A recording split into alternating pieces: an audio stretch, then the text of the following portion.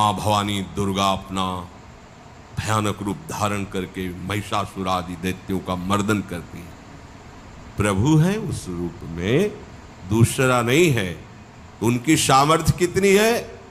दुर्गा कोटि अमित अरिमर्दन। हरि की सामर्थ्य कैसी? अमित दुर्गाओं जैसी। 1 करोड़ अरब नहीं, अमित दुर्गाओं जैसी दुष्टों का मर्दन करने की सामर्थ्य। अमित था नहीं कि कितनी सामर्थ्य है। एक दुर्गा रूप में जब हरि प्रकाशित होते हैं तो त्रिभुवन में कोई सामने खड़ा होने वाला नहीं होता। माँ भवानी जिस समय अपने स्वरूप में आती, किसी की ताकत नहीं है। जब तक मैं मधु का पान कर रही हूं, बस ये पान करते ही तेरी जीवन लीला समाप्त हो जाएगी। ऐसा ही हुआ। जो ही पान करके सिंह पर सवार होकर गर्जना की, सारा का सारा अहंकार धूल दूषित हो गया, काट के फेंक दिया। ऐसी अनंत अमित दुर्गाओं जैसी सामर्थ्य हमारे प्रभु श्री हरि में, अमित दुर्गाओं जैसी, क्योंकि अनंत शक्तियों के स्वामी हैं। उनकी लीला में क्यों में हो? अरे वो जब करुणा करते हैं, अपनी महिमा से उतरते हैं, तो भक्त जब ऐसे कर देता है तो डरप जाते हैं।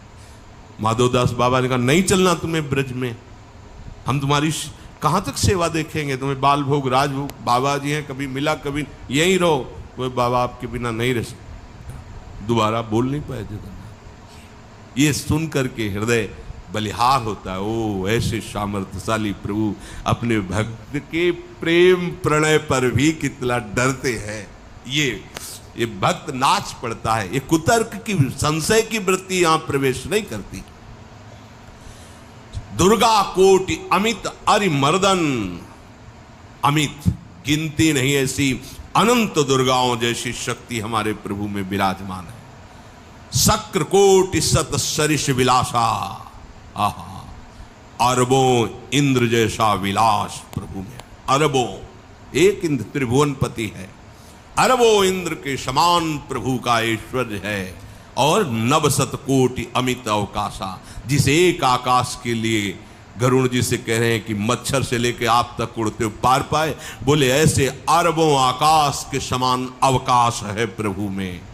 मरुत कोटि सत विपुल बल, रवि सत कोटि प्रकाश, शशि सत कोटि सुशीतल, समन सकल भव त्रास। अरबों अरबों पवन के समान महान बल है। अगर त्रिभुवन में कोई बल है तो पवन में बल है, वायु बल। बड़े बलवान देव, बल में इनके समान कोई नहीं। इन्हीं के अंश से प्रकट होते पवन पुत्र हनुमान, और इन्हीं के अंश से प्रकट होते पवन पुत्र भीम। बेजोड़ बलशाली महात्मा दोनों। महात्मा बेजोड़ बलशाली।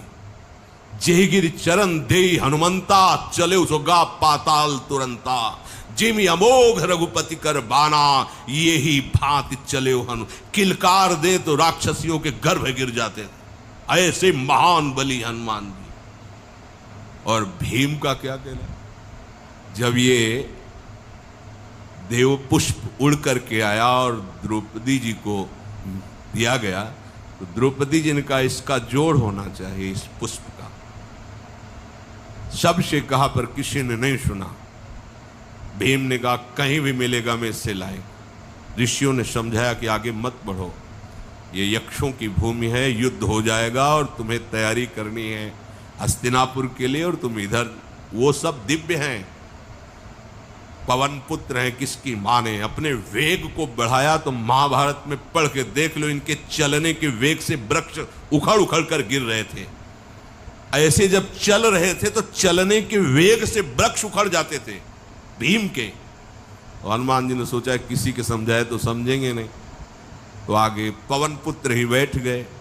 बूढ़े बानर का भेष लेकर, लंबी पूंछे से मार्ग में। मर्यादा है, किसी पशु को भी नहीं लांघना चाहिए।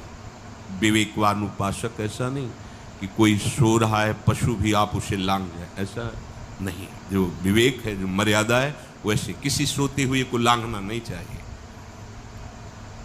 उन्होंने कहा है वृद्ध बानर ये अपनी पूंछ हटा ले और मार्ग दे दे, इस समय मैं विशेष कार्य के लिए जा रहा हूं।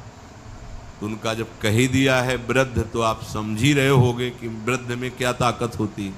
अब मेरी ताकत पूंछ हटाने की नहीं रह गई है, आपने तो वृद्ध ही कह दिया है, तो आप समझ रहे हो ना, आप पूंछ हटा लीजिए। कहा हमारी आज्ञा की अवहेलना करे, ऐसे उठी नहीं, दोनों हाथ लगाया, नहीं उठी, पूरी ताकत लगा दी। पवन पुत्र भीम की पूरी ताकत लग गई, पूछ जरा से भी नहीं। हाथ जोड़ के खड़े बोले हम समझ गए हमारे बड़े भ्राता आप हनुमान जी हैं, क्योंकि ऐसा कोई बानर सृष्टि में पैदा नहीं हुआ कि मैं उसकी पूंछ ला हिला सकूं, मैं समझ गया। तो मुस्कुराए और बैठ के बोले हमारी आज्ञा मानो, इस मार्ग में मत जाओ, ये देव मार्ग है, ऐसे ऐसे सिद्ध हैं कि आपका अपराध बन जाएगा, आप शाप से युक्त हो जाएंगे, इसलिए मैं आपको मना। बोले प्रभु जब आप कृपा करके आए हो तो हमें वो रूप दिखा दो जो लंका में आपने रूप दिखाया। बोले मत उस बात की चर्चा करो, रहने दो। बोले प्रभु एक बार देखना चाहता हूं कि मेरा बड़ा भाई कितना बलवान है। हनुमान जी ने कहा फिर देख लो। कनक भूधराकार शरीरा, समर भयंकर अति बल। कांप गए भीम जी, हाथ जोड़ बोले भीम स्वर्णिम कांति, वो भयानक उनका रुद्र रूप, कांप गए भीम, कांप गए। वायु में अगर बल में देखा जाए तो सबसे ज्यादा वायु बलवान है। कोटि सत विपुल बल, अरबों वायु जैसी महान ताकत हमारे प्रभु में, संशय नहीं। वो अगर छोटी सी कार्य के लिए सहयोग लेते हैं, ए उठवा दो, ऐसा करो, भक्तों के साथ वो विनोद करते, लीला करते हैं, उनमें बल कितना है। ऐसे पवन पुत्र हनुमान जिनके चरणों को ऐसे गोद में लिए रहते हैं। एक उपनिषद में चरित्र आता है कि असुरों पर विजय प्राप्त करने के कारण देवताओं को गर्व हो गया और सभा में नृत्य गान चल रहा था। भगवान जब किसी पे गर्व करते हुए देखते हैं तो उनको अच्छा नहीं लगता। फिर सृष्टि के विधान के प्रधान अधिकारी जब देवतागण और देवराज इंद्र और उन्मत्तता बीजक्ष का रूप धारण किया और सभा के प्रधान द्वार पर दिखाई दिए, देवराज इंद्र ने कहा कि पता लगाओ ये कौन है, बिना आज्ञा के बिना सूचना के कैसे आ गया है, क्योंकि त्रिभुवन पति है ना वो। अग्नि देवता ने कहा मैं जाता हूं, पता लगा के आता हूं, क्योंकि किसी बलवान का परिचय पूछने के लिए निर्बल को नहीं भेजा जाता। अग्निदेव गए और कहा आप अपना परिचय दीजिए, कौन हो।